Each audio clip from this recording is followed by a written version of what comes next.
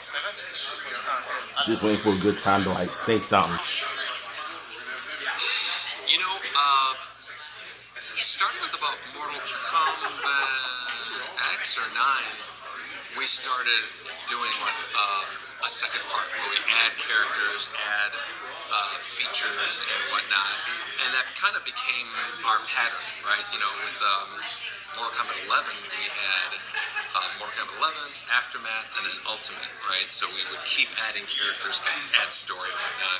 So that's kind of like the way we're doing our games now, right? And that's so we were pretty sure when we launched Mortal Kombat 1 that we were going to be doing years of content. And so this is year 2, right? It is the 1 year ago we announced Mortal Kombat 1 here at Comic-Con. We were in that same room, this same room, talking, and fast forward a year, now we're announcing part 2, 6 new characters, new story, animalities, all the expansion that we've done with the game. I just like the fact that he's able to just give the interviewer all of the good answers that we've been looking for, especially when you're adding different characters from like multiple franchises, like how Injustice 2 added the Ninja Turtles and whatnot. That was one of the biggest reveals and one of the biggest moments in fighting game history. But when it comes to Mortal Kombat 1, however, year 2, the fact that we got to see Conan the Barbarian, T-1000, and Ghostface in the game, as well as the female versions of Sector and Cyrax. But I think when it comes to Mortal Kombat 1, it's been through some ups and downs when it comes to the net codes and the bug issues.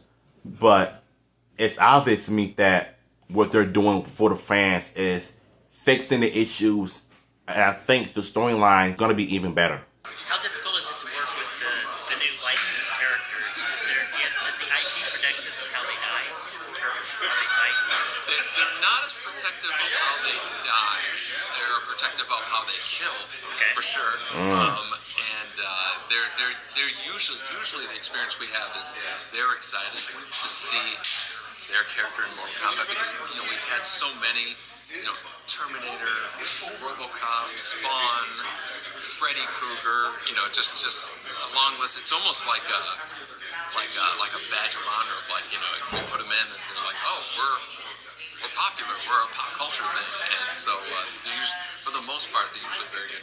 A couple of times to say, the pose thing, the character, in this flyer image, lift his hand up a little higher when we do it. And that's so. I think it's pretty much interesting when he said that you want to make sure that you're protecting the characters of how they're going to end up being killed off. Not in the storyline, but like in the DLC as far as like their endings or whatever though. But I think when it comes to the DLC characters being,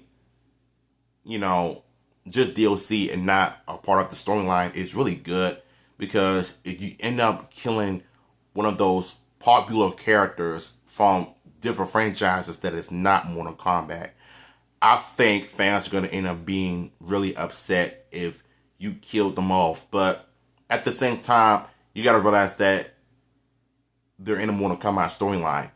Of course, everybody is going to end up being killed off, but it's how you protect the character.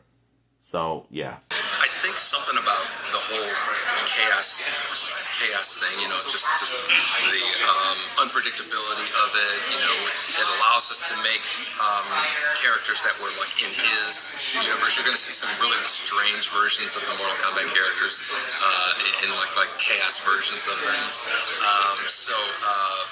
I think that was a big part. We knew we didn't want to repeat Shang Tsung. We didn't want to do Shao Kahn again. We didn't want to so have it seem like a new feeling kind of character. So yeah. I know you're getting tired of me pausing the video, but I just want to hear his thoughts and opinions on the games and whatnot, just so I could get my thoughts on this as well, because I like what he said that of them not repeating the same storylines over and over again with Shao Kahn and Shang Tsung. Like, you want to create something new and fresh for the Mortal Kombat game. So I'm glad that they're actually doing that. I guess one question is, you're technically the longest standing voice actor for a video game ever, as you provide the vocal samples for Scorpion in each game. And that Nuke Saibot, who's going to be a part of Chaos Reigns, is kind of yours and John's namesake. Are there any other Easter eggs that are part of the expansion that announcing? And like when we did the first Mortal Kombat game, we put a character in Reptile, and we never told anyone. We just put it in there, and actually, I didn't even tell the people I was working with, that it was in there. And the idea was, let's make it really rare, make it feel like a rumor, but it's actually there. And we want to do something like that again. So that's the extent I probably want to go. But you'll definitely start hearing about it, and you'll think back to today and go, oh, that's what he was talking about. So.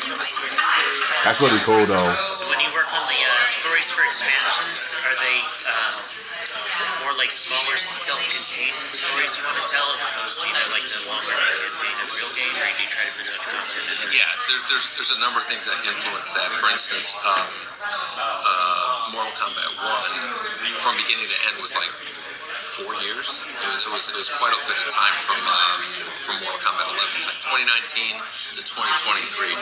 So Chaos Reigns is a year later. We you can do less in 1 year than you can in 4. So we wanted it to be more of a continuation of the story, kind of expanding on it, as opposed to telling a brand new story from the beginning. And we hope to continue it even. I think that's really cool as well, because Mortal Kombat 11 lasted 4 years, with the new story and the DLC characters being added. Like, it got to the point where you're just done making and adding characters in the game, because that should be enough to get people to stop playing it for a while, because they want something new and different. So it took them a very long time to come up with something new, like, for instance, Mortal Kombat 12. Because I remember last year we got the news that Mortal Kombat 12 was officially in the works. And then they ended up changing it to Mortal Kombat 1, meaning that they're going to go back in time to tell the story from the very beginning. So that's been played out very well. But it went from Mortal Kombat 1 to like Armageddon. So I like how they were pretty much setting things up to the event. So I pretty much like what Ed Boon has just said here. In with this right now, but Mortal Kombat itself is maybe at least 30 years, if not more, been around for quite a while. 32 years. It's 1992, yeah. Hey, 32 years though, wow. Keep that fresh as time passes. How does that work for you in your mind? Our team is in the hundreds, right? And our studio, we have team members who weren't even born when the first Mortal Kombat came out, right? I was born in 91. So we have like 3 generations of people, and so when you have ideas coming in from people in their... Fun fact about me, I was born in 1991, but I was 1 when Mortal Kombat 1 came out in 1992. Just so you know. You get a lot of fresh ideas. You don't just get one generation's perspective. You get 2 or 3, and I think that has a lot to do with why, like the new features that we add coming in. Because if they all came from me, it would be pretty boring. What is your favorite animal? We're not done with them yet. Currently, I like that pufferfish one. Yeah, makes sense. It's a very good one. Yeah.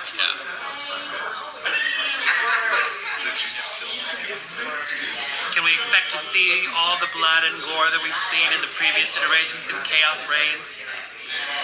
Yes, for sure. We got that, trust me. That's a signature part of Mortal Kombat at this point. I think we'd have some pretty upset fans if we dialed it down. So as the way technology has advanced, are there parts of story that you wanted to tell in the past, you just put in play, translate that to a video game that you can do now? Yeah, that's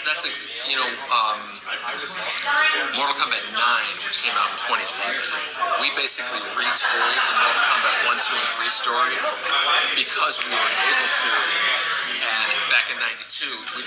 full motion video and actors and Yeah. motion capture and all that stuff there. All digitized we always actors. wanted to retell that story, and but you know, again, we've been telling that story for like 30 years. We really felt it was time to let's reboot it. Bring back characters, but bring them back in different origin stories. And that's the one thing I love what he said right here.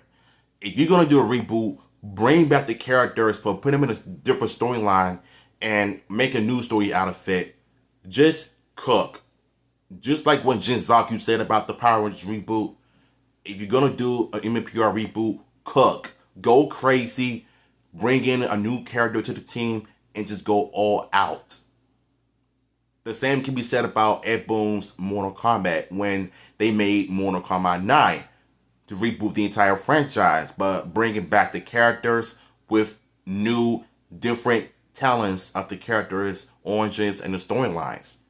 Like, if you get creative, that's when the fans get invested. Ways that they're back, Scorpion and Sub-Zero are brothers now. Yeah, in Mortal Kombat 1. Just kind of rival clans, and so it's those little twists to the story that keep things interesting. That's our strategy. I like that. Getting a little more in the weeds, I believe that Mortal Kombat 1 runs on Unreal Engine 4, if that's correct. But do you guys see kind of iterations of Unreal Engine 5 coming out and get excited about any particular features? Yeah, our next game will definitely be Unreal 5, or 6, wherever they're at. Yeah. They're going to catch up. But we're definitely always looking into the latest to kind of keep up with it. So when you do that kind of reboot of the story for something that's been around for so long, you obviously have a fan base, does their reaction feed into how you rebooted the characters or story? Or did you just we're going to do it this way because this is original?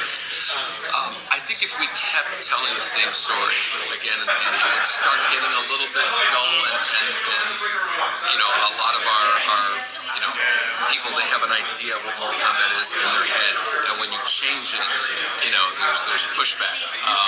But at the same time, I don't think it's a coincidence that we're 30-something years later, and we're still, as big as Miracle was. So I think we're doing something right with regards to that. I really feel that players need something. We need a reboot occasionally just to keep things fresh. I like that. You mentioned that with Mortal Kombat 1, you want to bring all the favorite characters with different twists and turns. Yeah. So, how do you decide which twists and turns to put in with each fighter, especially with Cyrex and Sector that we just announced? Why those changes? It's constant conversations with the story team. What should we do with it? What would be interesting? What would people not expect? I don't think a year ago people would have expected that we would change Sector and Cyrax to be female, and we're changing Noob story, and we're doing all of these things. It's basically just newness, novelty, what's fresh, and it just makes the game more interesting. Like, what are they gonna do? I'm gonna leave this video here, and I just love that Ed Boon is upfront, 100% honest with people, with the fans, with the interviewers, because he's able to give the fans what they want, and that's the only thing that I appreciate about him the most. So, for me, even though I'm not the biggest fan of gender swapping, but if you're going to do it right. And I personally believe that what they did with Cyrax and Sector, it was done perfectly, because they're in a new storyline, and we're going to get more backstory as to why they became Cyrax and Sector. They're not cyborgs yet, but they're not really robots yet, but they're going to be. But right now, they're humans. They're like the Iron Man of Mortal Kombat 1. So I think what he just did was he teased, well, he's been teasing like big things coming with Mortal Kombat 1, new storylines, new up-and-coming characters, DLC characters, and updates towards the game. And I think that's what we all want to hear from him. And he's been doing a good job of just keeping us updated, and that's what I love about him. So shout out to Ed Boon, and shout out to this content creator for uploading this video. Link to the original video will be down below.